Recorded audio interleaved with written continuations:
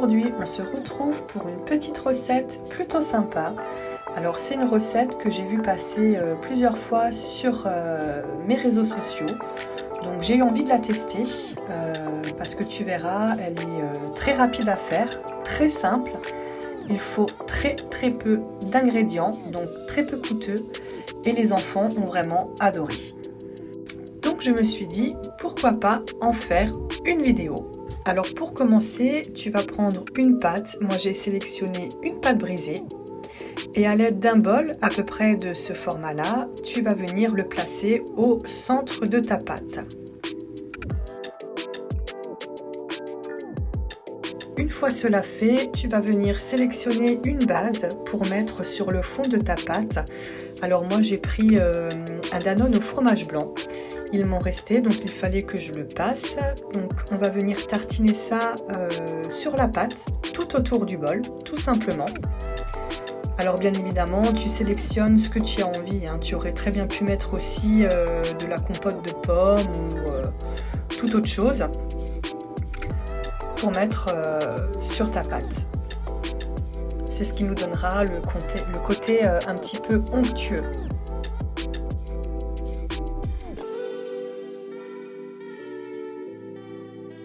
Une fois ta base déposée, tu vas pouvoir venir mettre dans un bol un petit peu de sucre semoule et un petit peu de cannelle. Alors ça c'est facultatif, moi je l'ai fait parce que ça va apporter un petit côté sucré à la tarte aux pommes. Donc voilà, nous on adore ça. Donc moi j'y rajoute un petit peu de sucre que je mélange avec un petit peu de cannelle. Et je vais venir le déposer grossièrement sur la pâte. Alors tu peux très bien prendre un tamis si tu veux que ce soit plus léger. Moi je vais tout simplement venir saupoudrer à la cuillère. Voilà, et je vais faire sur tout le fond de ma pâte, tout autour du bol. Une fois cela fait, on va venir découper nos pommes. Donc on va pas les couper trop finement, mais pas trop grossièrement non plus. Donc je te montre à peu près la taille qu'il faut. Voilà, à peu près comme ça. Et on va venir les poser sur notre pâte. Comme cela. Et pareil, on va faire tout le tour du bol en déposant nos pommes. On peut les superposer un petit peu également.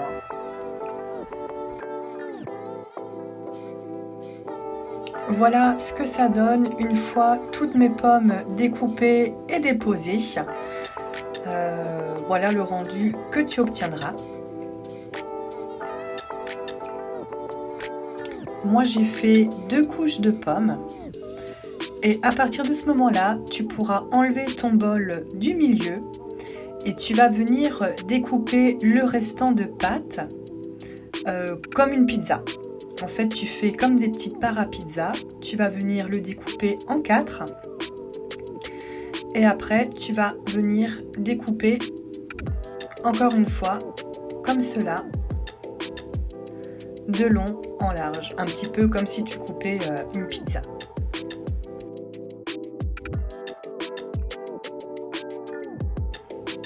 Je te montre de plus près ce que ça donne.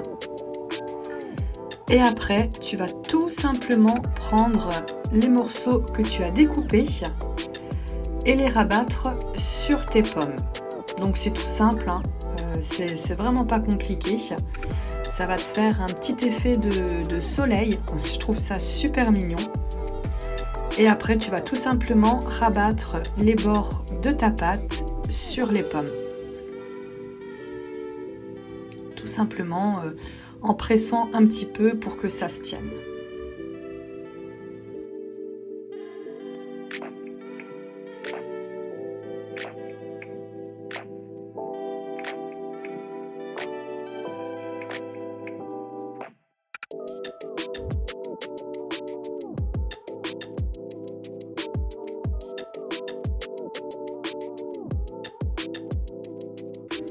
Voilà le rendu.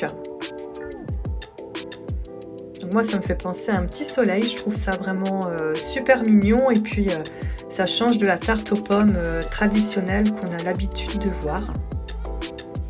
Après cela, on va juste encore venir rajouter un jaune d'œuf.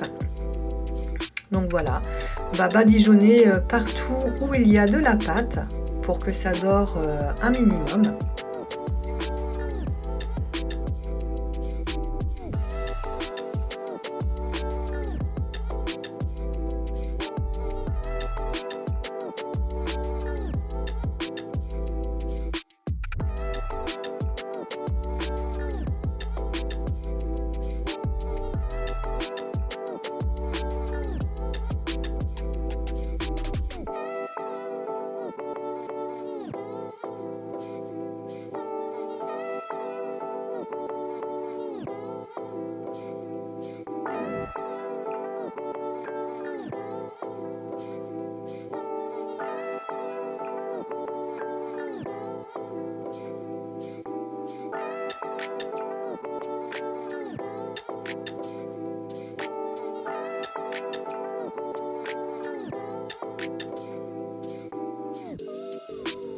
Et là, facultatif également, je vais venir rajouter quelques petits morceaux de noix sur mes pommes pour donner le petit côté croquant. Tu peux également y mettre des spéculoos si tu préfères. Moi j'ai opté pour les noix, j'adore beaucoup le mélange pomme-noix. Donc voilà, je vais en mettre un petit peu partout.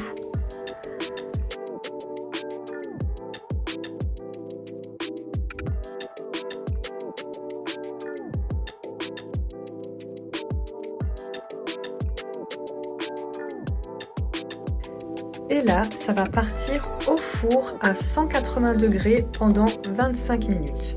Donc après, à contrôler que ça ne brûle pas trop.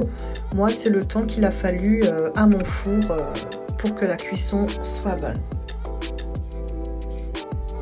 Voilà ce que tu obtiendras à la sortie du four. Donc c'est super mignon, je trouve. C'est très joli. Et ça sent très très bon.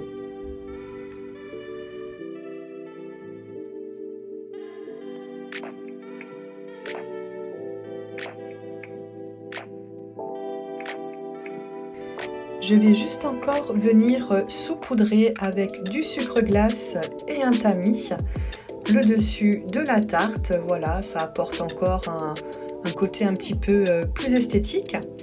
Et puis c'est très très bon aussi. Et voilà, ben écoute, cette vidéo se termine là. J'espère qu'elle t'aura plu. Si jamais tu testes cette recette, n'hésite pas à me laisser un commentaire pour me dire ce que tu en auras pensé. Et d'ici là, n'oublie pas à liker, à commenter, à partager ma vidéo et bien sûr à t'abonner si le cœur t'en dit. Voilà, je te dis à très très bientôt pour une prochaine vidéo.